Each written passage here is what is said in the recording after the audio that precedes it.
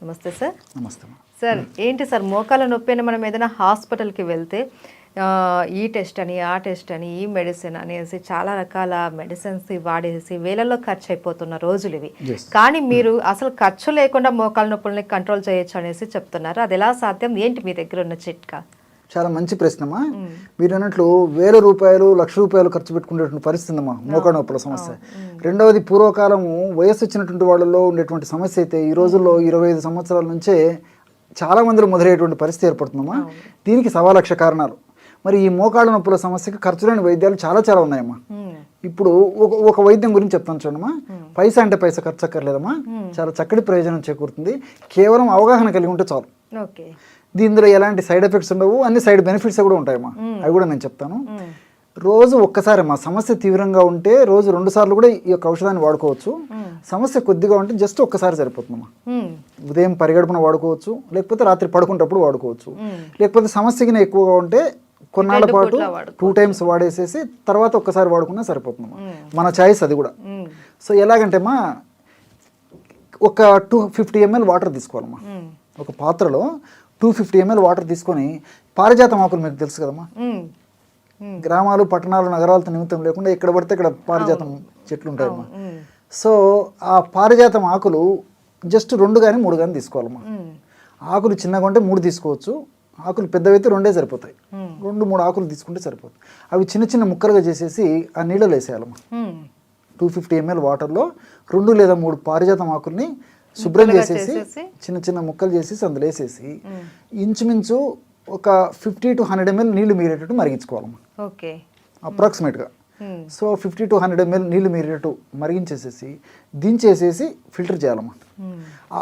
ఆ విధంగా మనం ఎప్పుడైతే బాయిల్ చేసామో ఆ నీళ్ళ కలర్ మారిపోతుంది.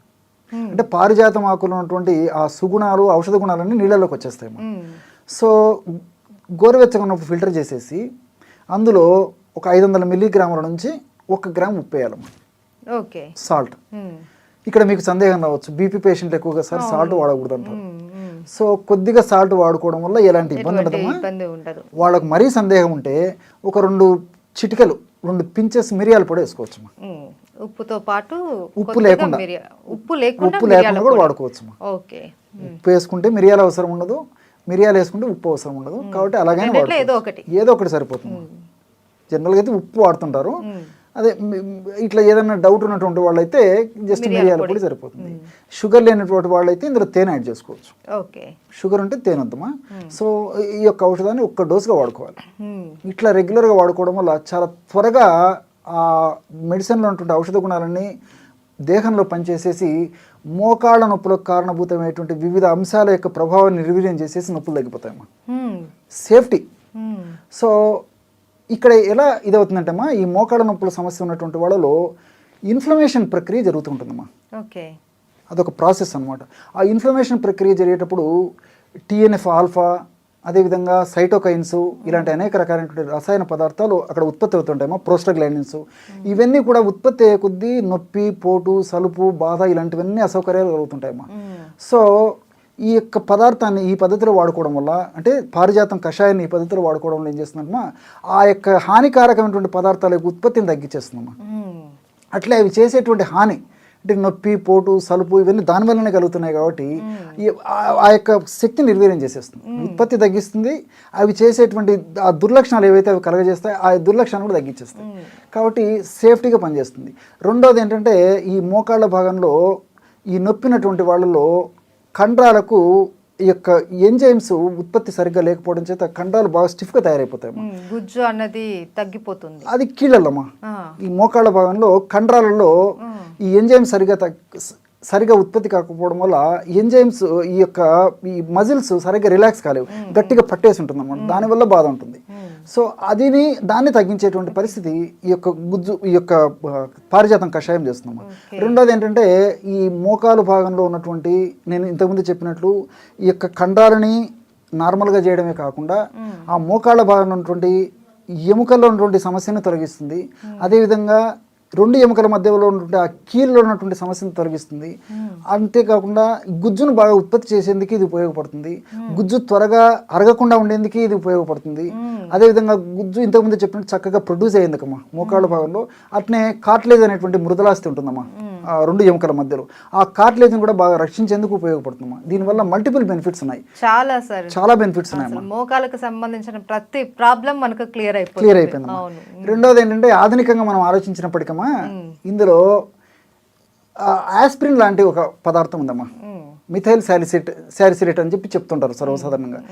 ఈ ఆస్పిరిన్ లాంటి పదార్థము ఈ యొక్క కషాయంలో అంటే ఈ పారిజాతం ఆకులో ఉంటుంది కాబట్టి ఆ ఆస్పిరిన్ సర్వసాధారణంగా నొప్పులు తగ్గేదానికి వాడుతుంటారు అనమాట.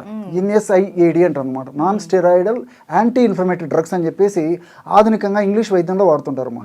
సో ఈ ఆస్పిరిన్ లాంటి పదార్థము ఈ యొక్క ఇది చెప్పాను కదమ్మా, ఈ ఆకులు ఉంటుందమ్మా.